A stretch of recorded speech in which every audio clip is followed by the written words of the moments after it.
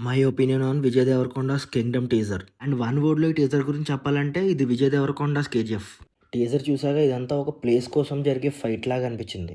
And story wise కానీ, budget wise కానీ విజయ్ దేవరకొండ కెరీర్‌లోనే చాలా పెద్ద స్పాన్ ఉండేలాగా అనిపిస్తుంది. విజయ్ దేవరకొండ మీద ఎంత ట్రోలింగ్ ఉన్నా అంతే విజిబిలిటీ కూడా ఉంటది. ప్రాపర్ మూవీ పడిందంటే ఆ బాక్స్ ఆఫీస్ కలెక్షన్ మన ఇమాజినేషన్‌కి అందదు. ఆ రేంజ్ ఆడియన్స్ పుల్ ఉన్న యాక్టర్. అండ్ టీజర్ చూసాక విజయ్ దేవరకొండ గట్టిగానే బాక్స్ ఆఫీస్‌ని తగులుకుంటాడు అనిపించింది. వాయిస్ ఓవర్ లేకుండా ప్లెయిన్ టీజర్ వదిలేసి ఉంటే చాలా ఫ్లాట్‌గా అనిపించేది. అంత ఇంపాక్ట్ వచ్చేది కాదు. నేను ఆల్మోస్ట్ అన్ని లాంగ్వేజ్‌ల్లోని చూసాను టీజర్. బట్ తెలుగులో ఇచ్చిన హై ఏ లాంగ్వేజ్‌లోని ఇవ్వలేదు.